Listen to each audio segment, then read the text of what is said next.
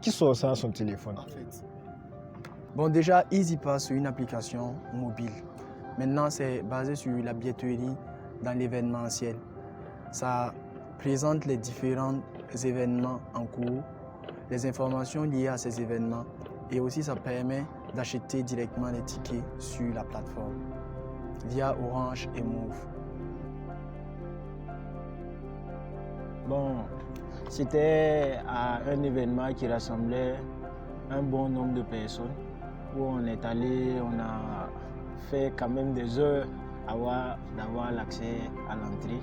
Et du coup, le lendemain, quand on s'est retrouvé à l'école, ça parlait de l'événement en question. Et bon, on dirait que tout le monde était un peu frustré par ce problème-là, bon, c'est-à-dire l'accès à l'entrée là. Bon, donc on a décidé de trouver une solution pour pallier à ce problème.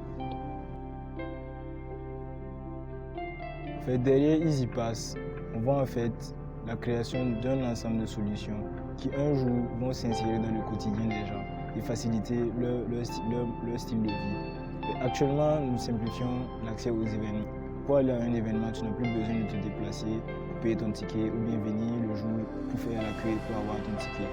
Et nous prévoyons plus tard aller au-delà des tickets des événements, aller déjà même vers les compagnies de transport pour étendre déjà cette idée de créer des solutions qui vont s'intégrer dans le quotidien de tout un chacun. Sur l'application, tous les prix des événements ne changent pas. Maintenant, c'est après, avec les promoteurs, que nous gagnons une commission sur les prix des tickets. Puis quand quelqu'un achète son ticket, il paye, il reçoit un code QR personnalisé en fonction de l'événement. Et le jour là maintenant, il a juste à présenter ce code QR là qui est dans l'application. Et il y a des agents qui sont là, ils scannent le code et ils laissent la personne accéder. Beaucoup sont réticents à cause de la sécurité, mais je tiens vraiment à rassurer les gens parce que lorsque nous avons commencé à développer cette solution-là, nous étions conscients des défis techniques qu'on allait devoir surpasser et nous avons pris toutes nos dispositions et pour pouvoir pallier en fait à toutes ces difficultés-là. On a fait tout ce qu'on pouvait pour sécuriser. On s'est renseigné, on a eu des mentors qui nous ont dit exactement ce qu'on devait faire. Donc côté sécurité, nous travaillons toujours dessus et nous avons déjà un truc solide et nous travaillons à ce que cela reste solide. Nous avons eu besoin de développeurs mobiles, de programmeurs, aussi bien front-end que back-end, c'est-à-dire pour la gestion des données, l'interface. Il a également fallu étudier l'expérience utilisateur, il a fallu des marketeurs et du graphisme. Et je pense qu'il y a eu également, comme j'ai eu à le dire, une étude de sécurité.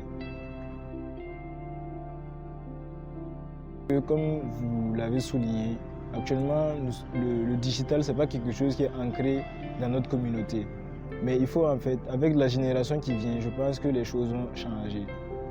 Si vous avez remarqué, au début, ce n'est pas tout le monde qui utilisait WhatsApp ni Facebook.